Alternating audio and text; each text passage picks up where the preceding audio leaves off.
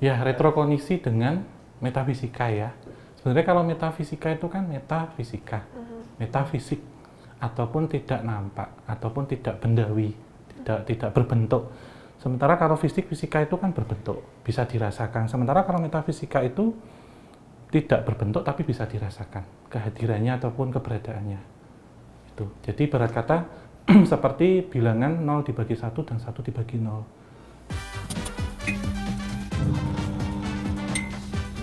Halo, Sobat UGM Channel. Halo, masih Sobat kembali Bicara. lagi bersama kita di Pojok Bicara. Di pojok kita berbicara. Penonton bayaran. Malah dibayar ya, bayar buka. Enggak Masih bersama saya ada Sugeng dan teman saya. Siti. Kok jadi Lah, Siti? kan Sugeng Sugeng cocok pasangan SS sama? dan S. Oh, Sugeng iya. dan Siti. Sugeng dan Siti. Bagus. Dan Oke. hari ini kita kedatangan tamu istimewa. Yes, betul sekali. Fenomenal. Membahana. Di dunia Menggelora. nyata maupun di dunia lain. Takut.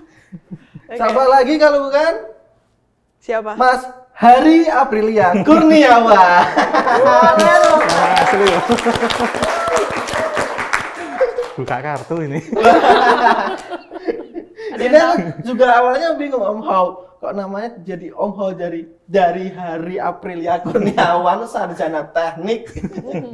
Kok bisa jadi Om Hao ya? Iya. Ini Assalamualaikum warahmatullahi wabarakatuh. Selamat rahayu bagi kita semuanya. Sebenarnya nama Om Hao itu awalnya juga agak ini sih Mas, agak risih ya dipanggil Om gitu ya. Karena manggil Mas sama Om itu beda loh nanti. Apalagi yang manggil dia ya Om. Iya, antara Om sama Mas itu nanti kebudayaannya beda. Iya. Nama Hao itu kan dari frasa bahasa Mandarin. Hao itu artinya baik. Gitu. Jadi dulu ketika saya bekerja di salah satu perusahaan furniture di Jogja, itu kan bos saya seorang Chinese Tionghoa. Kemudian di kantor itu nama Hari itu banyak, sehingga diperlukan seperti nama nomenklatur untuk email atau YM pada waktu itu. Sehingga dikasih nama, jadi tak kasih nama Hao aja, ininya untuk sosial media dan emailnya, biar Hao itu nanti kalau nggak ikut saya, biar tetap kamu jadi orang baik, harapannya sama, biar hoki katanya gitu. Berfilosofis ya. Ya. Terus nama Omnya itu kebiasaan teman-teman yang ada di KTJ. Kan masih anak muda, kesukaannya itu kan kalau manggil nggak bos apa Om. Akhirnya manggilnya Om, ya udah awal-awalnya ya agak aneh gitu Mas. Tapi kemudian jadi nama panggung ya, jadi nama dagang ya udah sampai sekarang berusaha untuk nyaman aja gitu. Karena nyaman tuh kan karena terbiasa. Wah. Gitu. Jadi sekarang gimana? Udah nyaman apa belum nih dengan itu? Ya sudah menjadi nama dagang Mas. Nama jualannya itu. Mau gitu. nggak mau. Jadi terpaksa nyaman ini. Ya, nyaman itu kan tercipta karena terbiasa. Gitu. Oh. Kenyamanan itu hadir karena kita merasa terbiasa, merasa suka, kemudian menjadi nyaman. Kalau nyaman kan menjadi suka menjadi Tercinta. cinta. Nah, itu Wah. terakhir. Kalau jadi suka jadi ingin memiliki. Wah. Anget ya. Oke. Nah itu kan dari Om Hao ini ada sarjana teknik nih tadi Iya. awalnya. Berarti dulu kuliah di jurusan teknik. Iya, saya ngambil di teknik sipil Mas dulu. Teknik Iya. sipil. Iya. Ini kenapa sih bisa dari teknik sipil sampai ke sekarang Ke ini sejarah ya. Oh, kok bisa bukan ke Jauh.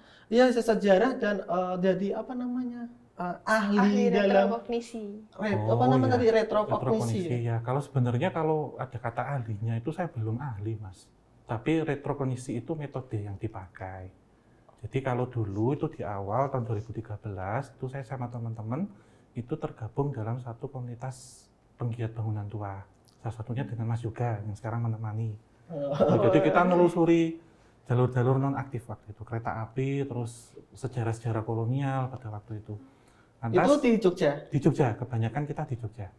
Dari itu kemudian kita mencoba mereka ataupun meretro dari sejarah-sejarah itu bagaimana sih peristiwanya yang pernah terjadi dengan tentunya dengan data yang ada. Misalkan Mas Yoga menyediakan foto, kemudian saya mencari literatur, itu kita coba gabung. Tapi di tengah perjalanan itu kemudian kan sewaktu kita ada satu bangunan peninggalan kereta api itu dari kayu, yaitu stasiun Mago Lama yang ada di Jogja. Itu kok ketika kita mau bersih-bersih paginya, waktu itu saya ke sana malam-malam, itu seperti merasakan ada sosok-sosok yang datang ataupun dari energi yang berbeda. Gitu. Walaupun memang basically saya itu orangnya logis, termasuk keluarga.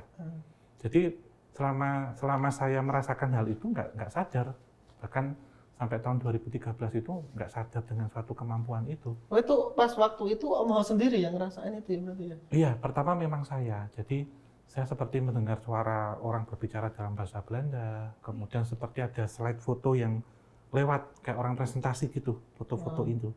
Kemudian dari semua ini setelah saya cari tahu, ternyata secara siksen ya, ini singkat cerita ya, itu termasuk dalam time traveling. Jadi perjalanan waktu. Ternyata dari semuanya itu masih meninggalkan residual energi ataupun residual memori dari setiap suatu peristiwa yang pernah terjadi. Residual energi ini ketika bisa kita rasakan dalam sikap kita yang tenang, itulah semua bisa kita rangkum menjadi retrokognisi ataupun kita mencoba merekonstruksi suatu peristiwa kejadian yang pernah terjadi dengan satu bukti pembanding selain dengan literatur, yaitu dengan residual energi yang bisa dirasakan salah satunya dengan sixth sense atau indera keenam. Keren. Aku aja bingung ternyata dan kagetnya itu aku kira itu dari kecil Om Hao itu punya sixth sense itu, dari lahir kayak gitu. Ternyata ketahuannya itu waktu pas baru sadarnya, iya Mas. Berarti dari dulu pingsan ya Om? Hilang ingatan Mas. Sebenarnya kalau dari waktu itu yang saya masih ingat ya, itu ketika 3-1 tahun, itu memang di usia 1 tahun sampai 3 tahun itu, kadang kan kalau anak kecil mungkin diajak mainnya ke pasar malam, jalan-jalan gitu ya. Ketika saya di Jawa Timur, waktu itu kan saya kelahiran di Jawa Timur, di Jombang waktu itu. Oh Jombang? Jatim Pride. Oh, dari Jawa Timur juga? Iya, dari mana Mbak? Saya? Iya. Dari Batu Om. Oh Malang? Iya, Batu bukan Batu. Malang. Sekitaran Malang. Ya, Tahunya kalau Batu ya Malang gitu gampangnya. Waktu itu pinginnya diajak ke situs-situs. Kan kalau di sana deket sama Trowulan. Diajak main ke situ. Tapi saya itu tipe orang yang mengabaikan dan keluarga itu juga kayak in denial gitu loh Mas dengan hal kayak gitu. Sampai ketika saya melihat sosok itu ya saya anggap halusinasi saja waktu itu. Karena belum ada orang yang bisa memberikan masukan kepada saya. Jadi saya memikirkan kan kalau orang punya kemampuan sixth sense atau indera keenam itu kan punya keturunan ataupun dia juga belajar ngilmu gitu ya. Saya tuh nggak kayak gitu-gitu Mas. Sampai di 2013 itu saya ketemu seseorang waktu itu 2 kali, salah satunya orang keraton waktu itu akhirnya menyalami saya gitu. Ibarat kata ini titipan. Jadi saya menganggap bukan kelebihan atau anugerah tapi ini titipan. Berarti dititipi sesuatu hal yang nanti berkaitan dengan peristiwa-peristiwa masa lalu yang pernah terjadi di Jawa ataupun di Nusantara gitu. Termasuk perawatan-perawatan bangunan-bangunannya ini biar sejarah ini nggak hilang gitu. Karena ketika bangsa besar yang bisa diruntuhkan itu kan generasinya sudah lupakan sejarah. Termasuk menghilangkan bukti ataupun bekas situs-situsnya. Tuh, jadi ya alhamdulillah kemudian diberikan titipan seperti ini. Jadi saya menganggap ini titipan.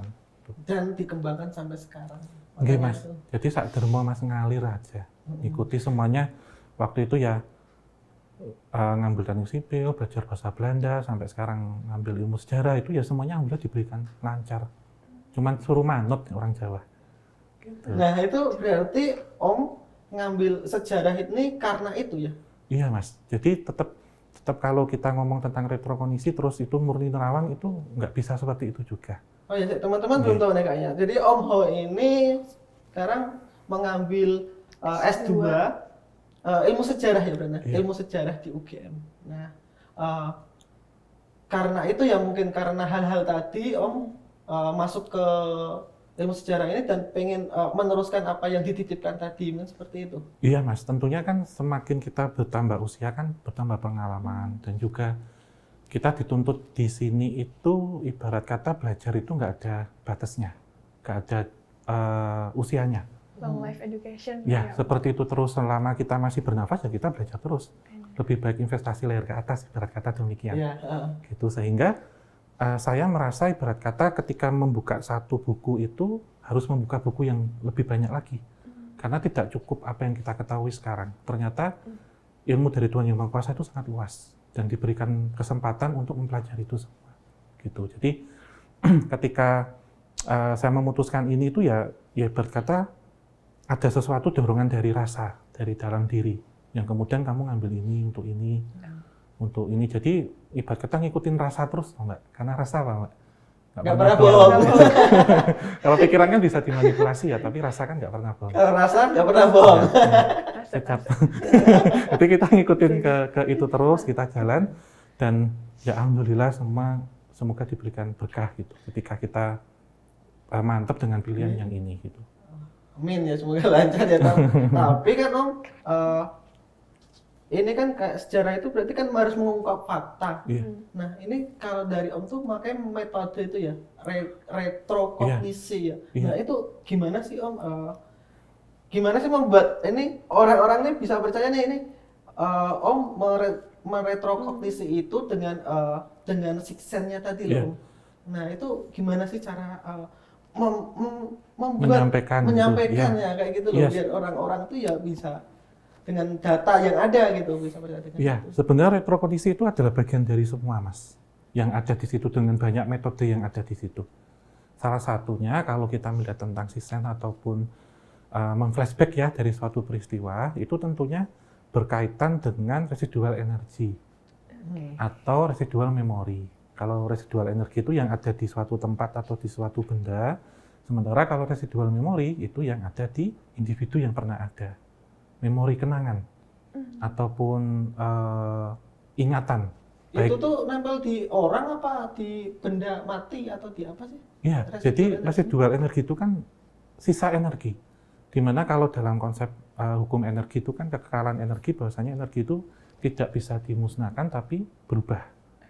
Ya, sehingga ketika kita ada di satu gelombang otak kita tenang, di bawah 5 Hz ya, di bawah gelombang alfa, energi-energi halus itu bisa kita rasakan. Seperti halnya orang yang bertafakur, bertapa ya, ataupun orang yang bersemedi, ataupun yang sedang melakukan meditasi untuk yoga contohnya. Sehingga kita Yoga teman saya tuh. itu di situ.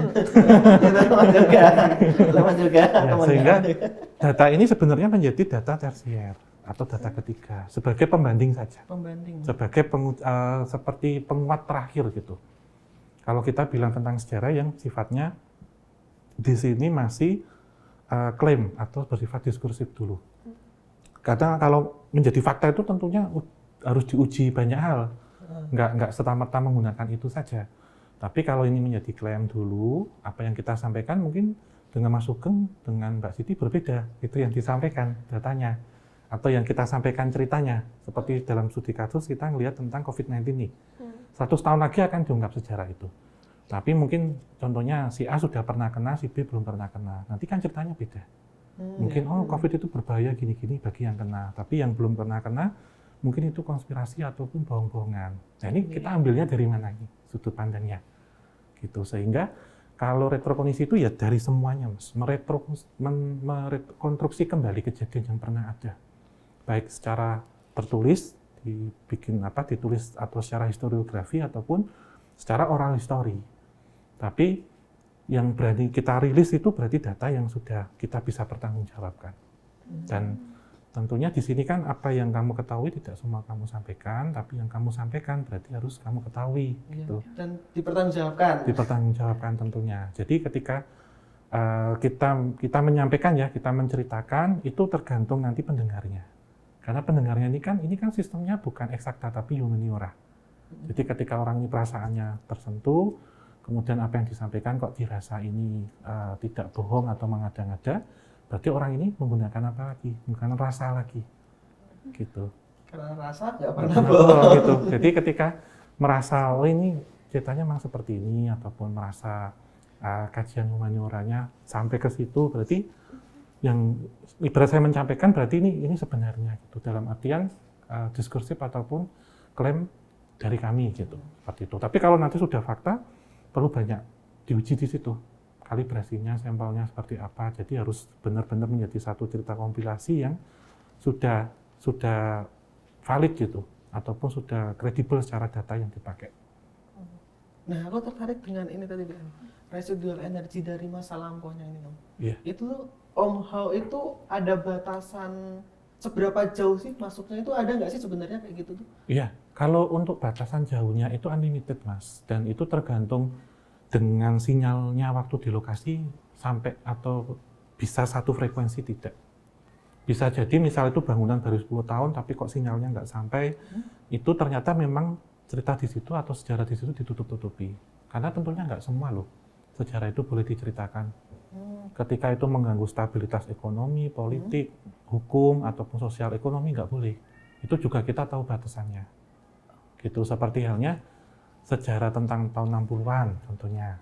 Oh iya. Ya, ataupun rezim yang sedang berkuasa contohnya, ataupun peristiwa-peristiwa tentang yang ada di lingkup kerajaan ataupun ikut keraton misalkan secara luas itu juga kita hati-hati, seperti kita tahu datanya ini sudah oke nih mungkin, tapi kita nggak boleh ungkap ke situ. Jadi kita ada batasan-batasan masalah yang boleh kita sampaikan atau tidak.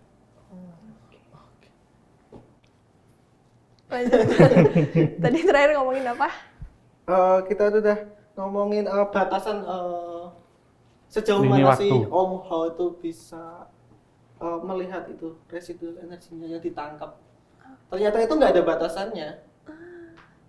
Berarti sampai nenek moyang 1000 tahun ke atas itu masih bisa diterang?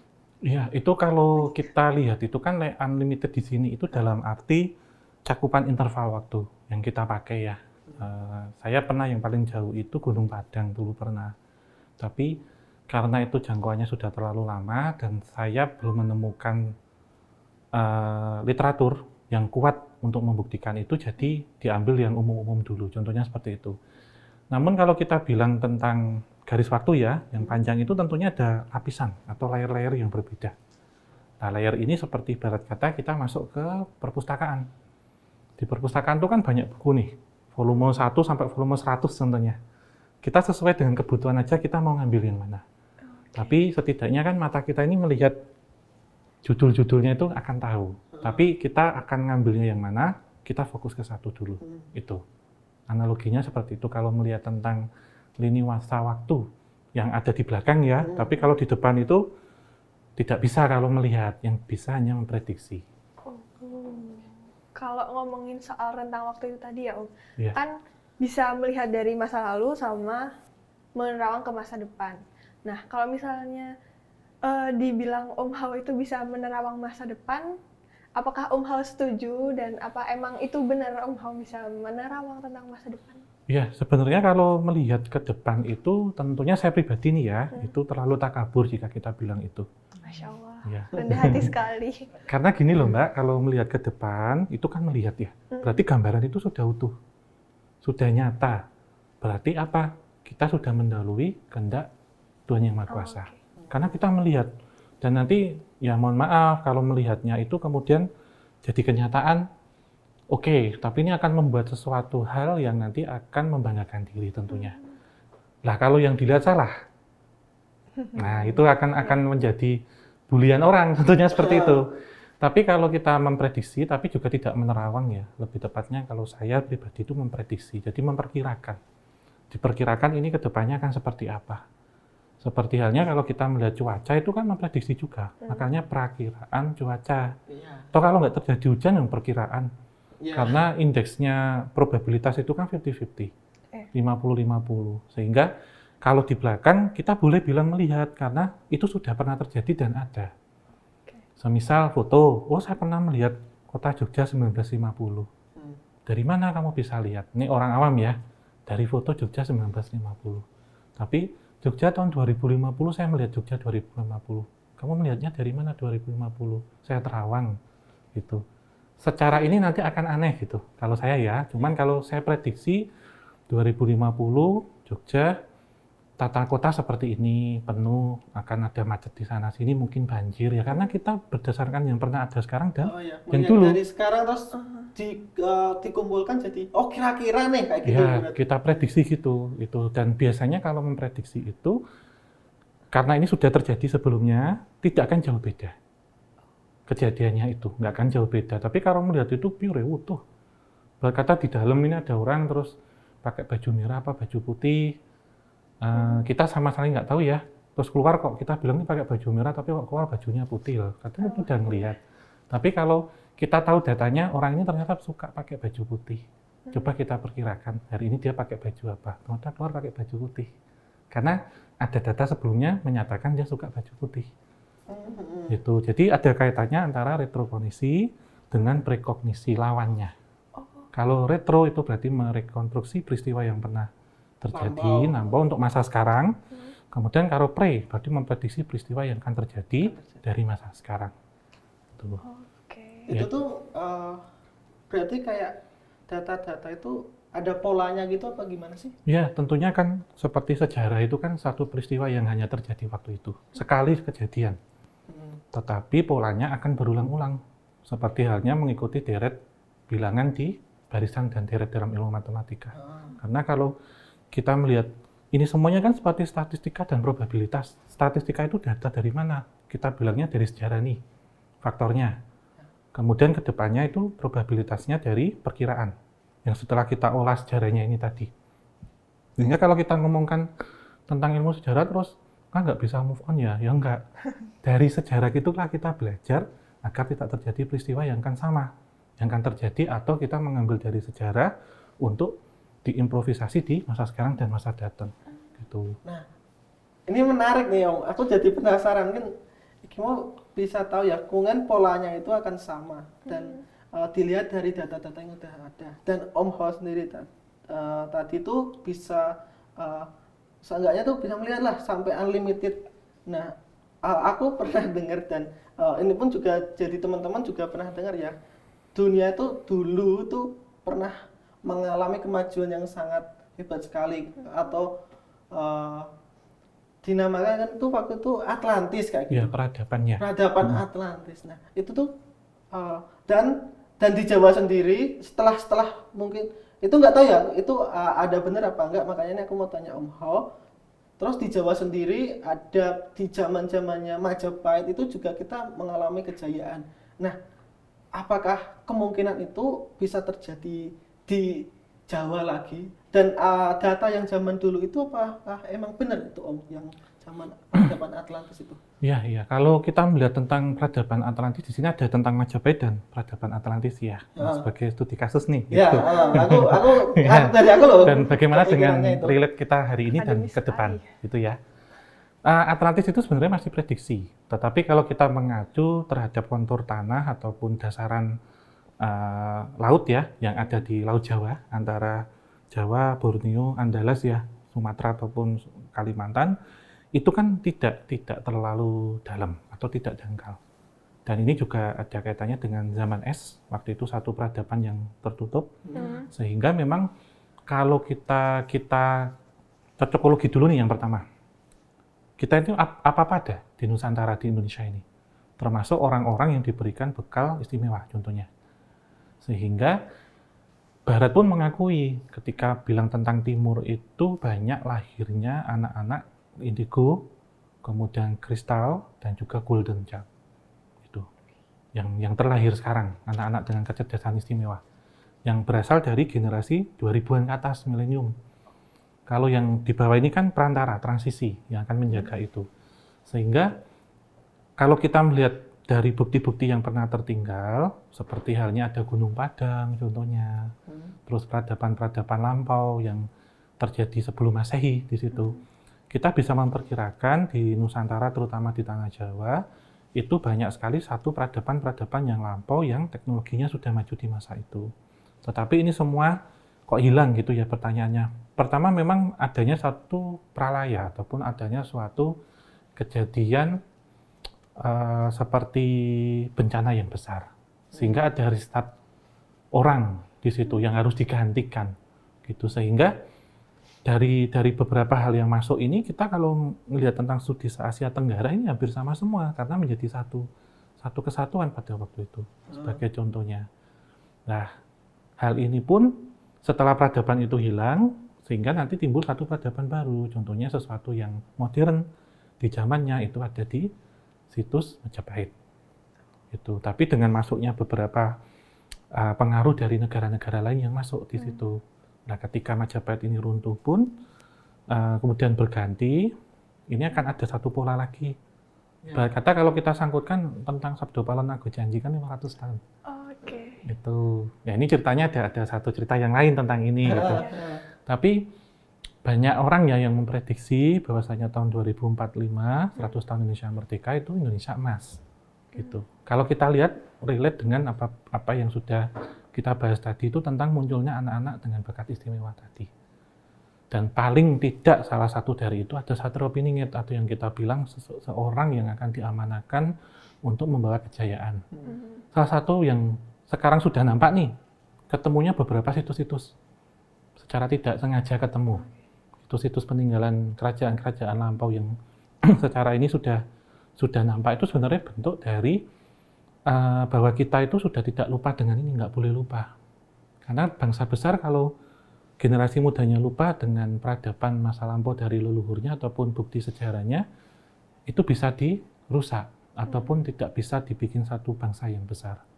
Sehingga leluhur pun akan mengangkat situs-situs peninggalannya itu sebagai bukti. Satu contohnya itu. Jas merah ya. Ya, jas merah. Jas merah. Jangan lupa. Nah, betul. Mungkin pinter.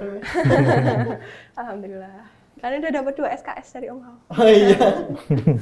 Dari tadi diem aja ya, berarti nggak kuliah ya? Menyimak. Kan kalau ada dosen menjelaskan, kita harus mendengarkan. Di akhir kata saya yang tanya gantian berarti.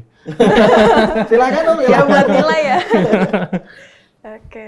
Ya, retrokognisi dengan metafisika ya. Sebenarnya kalau metafisika itu kan metafisika, metafisik, ataupun tidak nampak, ataupun tidak bendawi, tidak berbentuk. Sementara kalau fisika itu kan berbentuk, bisa dirasakan. Sementara kalau metafisika itu tidak berbentuk tapi bisa dirasakan kehadirannya ataupun keberadaannya.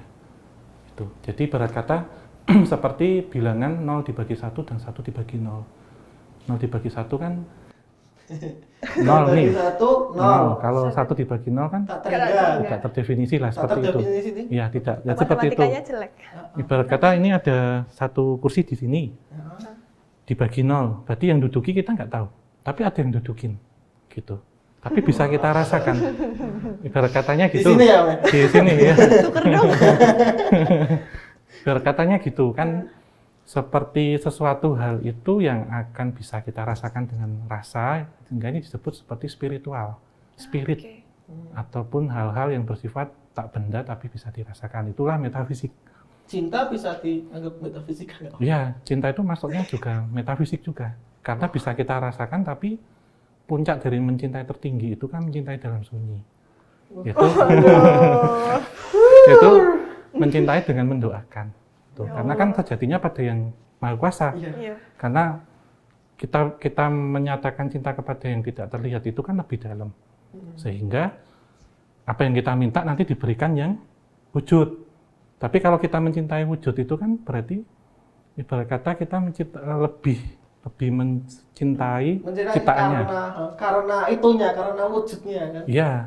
Karena sejatinya kalau benar-benar yang sudah dimaksud cinta itu kan tidak berwujud ataupun sunyi, dalam sunyi seperti kita mendoakan seseorang contohnya. Yang kita nggak berani ngomong nih, misal menyimpan rasa yang tak terungkap gitu. Dan kita mengadunya pada yang Tuhan, pada Tuhan yang Maha Kuasa dengan doa itulah nanti sepertiga malam itu bisa menyentuh dari doa itu. Itu sehingga tahajud dari kamu. itu makanya kan ketika sebelum janur kuning melengkung kan Milik siapa saja? tikunglah sepertiga malam gitu. Iya. Sehingga ketika kita mencintai di dalam diam, dalam sunyi tidak berisik, itulah cinta yang sebenarnya. Kalau cinta yang berisik kan seperti memberikan janji yang nggak tentu, yang nggak pasti, menggombali contohnya. Karena seperti halnya orang yang punya uang nih, sama-sama membeli sesuatu, yang nggak punya uang tuh pasti nawarnya banyak, ngomongnya banyak, tapi nggak jadi ujung-ujungnya. Tapi kalau orang yang punya uang langsung, sehingga sejatinya kalau sudah oke, langsung serius. Kalau nggak serius sama halnya nanti jagain jodoh orang. Aduh. Dicatat. jagain jodoh orang. Kayak siapa? Oh, barang. Enggak. Nah, ini bedanya itu tadi. Kalau retrokognisi itu kan salah satu metode yang dipakai. Walaupun secara keseluruhan memang di sini adalah merekonstruksi, menganalisis beberapa kejadian yang pernah terjadi. Salah satunya memang ada yang berkaitan dengan flashback atau menggunakan kemampuan indera keenam. Di mana pengertian dari indera keenam sendiri tidak hanya menerawang sebenarnya, tapi kita kan memiliki panca indera. Kemudian ditambah satu indera lagi, misalnya ada sixth sense ya, di mana itu merasakan fenomena-fenomena yang bisa dirasakan di luar dari panca indera. Sehingga keberadaan hal-hal metafisik yang tidak terlihat secara metafisik bisa dirasakan dengan itu. Gitu. Jadi luas kalau kita memahami dengan indera keenam itu luas. Dan arti indigo itu kan sebenarnya sudah salah kaprah juga ketika orang indigo bisa melihat hantu. Orang indigo jadi paranormal, jadi dukun. Sebenarnya indigo itu aura yang ada di orang gitu. Magico hibinyu kalau pelangi. Ya itu. Dan itu ada suka, Mas, ada levelnya itu suka, sayang, baru cinta. Urutannya ya levelnya. Iya, suka itu karena kita suka luar kepribadiannya, uangnya, contohnya kepintarannya, baru sayang, menyayangi itu sayang.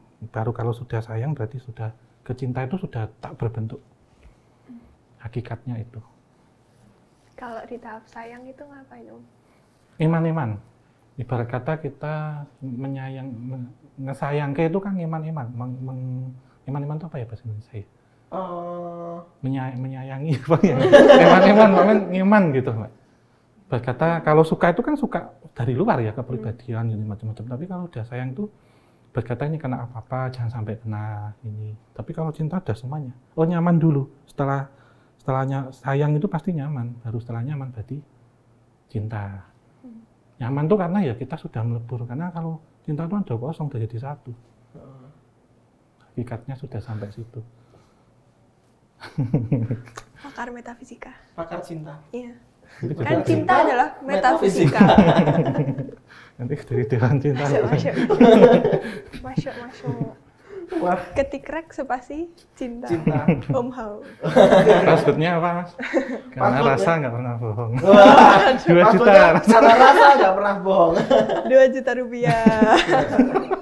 Kayak kuis sahur ya. Kan emang sampai sahur. Bener. Live dari sahurnya.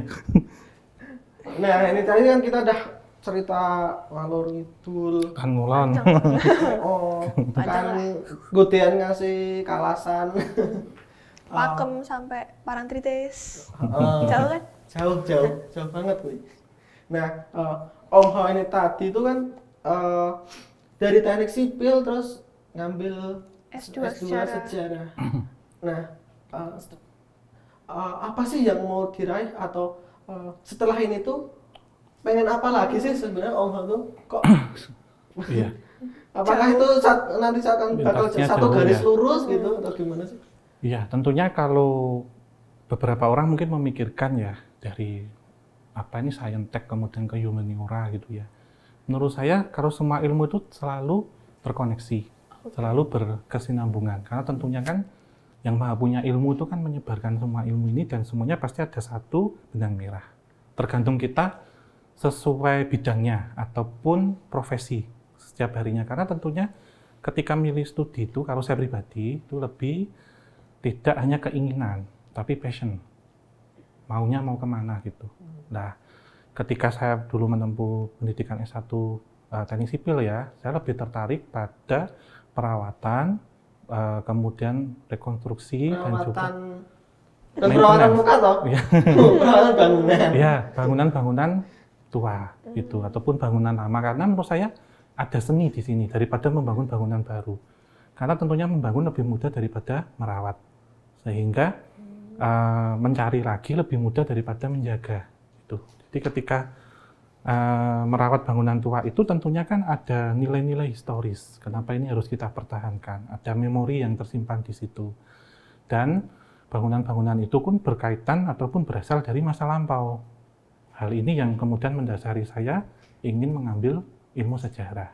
Gitu karena dari sejarah kita tahu bagaimana data itu dilacak, literatur kita tuliskan lagi, kemudian ada alasan yang tepat ketika suatu bangunan yang maaf nih, bangunan ini sudah terkesan angker, menakutkan, orang tuh nggak mau datang ke situ, terus nggak mau deket-deket ke situ. Tapi bangunan ini syarat historis. Nah kalau bukan kita yang menjaga, kalau bangunan ini kemudian diratakan dengan tanah, bukti sejarah itu hilang. Gitu. Jadi hal ini yang mendasari saya ke situ, sehingga nanti saya berharap ketika menyelesaikan program magister ataupun master ini, jika dikasih kesempatan saya ingin meneruskan ambil S3 untuk bidang yang relevan seperti ilmu sejarah ataupun ilmu arkeologi. Jadi lebih nanti seperti misal candi, perawatannya ini harus seperti apa, datanya dari mana gitu. Jadi ada kisi-kisinya ataupun langkah untuk ke arah situ. Itu Mas Mbak. Keren banget. Semuanya tuh ada garisnya gitu loh. Dan Visioner. nggak semua orang tuh berpikiran seperti itu. Ya udah ini ada bangunan nggak nilainya seperti apa sih dulunya, dan ya mas kalau pengen dibangun ya udah bangun aja. Nah, dan sosok Om Hao inilah yang mungkin akan melestarikan ya, bisa bilang gitu ya Om ya, melestarikan dan merawat menjaga sumber-sumber sejarah yang ada di dunia ini ya. Aku ngomong dunia, mungkin aku berharap ya aku nang dunia loh. Bukan cuma Indo aja ya. Cuma Indonesia. Ya ini tentunya buat kita semuanya Mas. Di sini terlebih kita generasi penerus ya, itu kita tetap menjaga semuanya ini, warisan budaya dan warisan sejarah itu tetap kita jaga agar kita kembali lagi menjadi bangsa yang besar. Seperti yang kita omongkan tadi. Ya, kayak kita kalau setiap datang ke sekolah dulu itu kan pasti upgrade ya. Nah, ya termasuk geng ya. Kayak kita ngurus ini legalisir misal, kok saya waktu sekolah kok beda sama sekarang bangunannya. Itu kan kayak ini tuh Mas, kayak mantan tau nggak? Ya, ketika kayak sekolah itu kan ibarat kayak mantan ya. Setelah kita tinggalkan semakin cantik. Bener nggak Mas? Bener. Kayak waktu kita sekolah 10 tahun yang lalu sama sekarang kan beda. Tuh mantan kayaknya juga gitu. Apa malah? Enggak sih, soalnya mantan saya downgrade. Wah, berarti kamu yang upgrade. Iya dong. Nah makanya kayak sekolah makin ditinggalkan makin cantik, berarti berlaku untuk yang bersifat feminim. Gitu. Gitu aku berarti. Enggak. Kan bukan mantan saya. Oh iya. Nah, gimana Mas Sugeng? Udah mendapatkan ilmu dan hidayah? Sangat luar biasa. Banyak ya insight-nya. Banyak banget. Yang pasti itu rasa nggak pernah bohong ya Allah. Kalau pikiran itu kan bisa dimanipulasi, tapi kalau dengan rasa itu karena rasa nggak pernah bohong. Karena rasa nggak pernah bohong.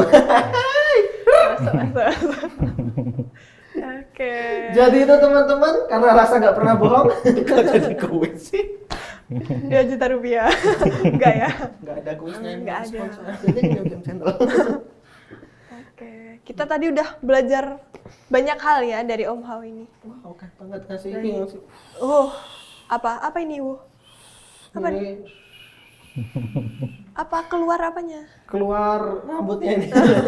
Oke, kita udah belajar tentang retrokognisi itu apa, terus kita juga udah tahu bedanya sama metafisika itu apa, terus kita juga tahu kalau sebenarnya ilmu itu nggak, meskipun dipeta-petakan kayak saintek ataupun humaniora, itu masih bisa terkoneksi. Dan bisa kita ambil benang merahnya. Betul banget, keren. Dan karena waktu ini mau berbuka, kita juga udah haus, pengen berbuka. Lalaannya garing ini. Maka kalau teman-teman pengen lanjut sama Om Hao lagi, jangan lupa like, komen, dan subscribe. boleh ngeblok nggak? Jangan dong. Nggak boleh di report. Jangan, yang boleh ngeblok cuma mantan. Oh, oke. Iya, kayak kata Om Hao tadi. Oke, kalau misalnya Sobat UGM Channel pengen terus mendengarkan kita ngobrol-ngobrol sama Om Hao, ramaikan kolom komentar kita. Nanti kalau rame kita lanjut part 2, ya kan? Betul nggak? Yoi. Oke. Dan sampai jumpa di pojok bicara selanjutnya. Dadah. Terima kasih Om Hao. Sama-sama.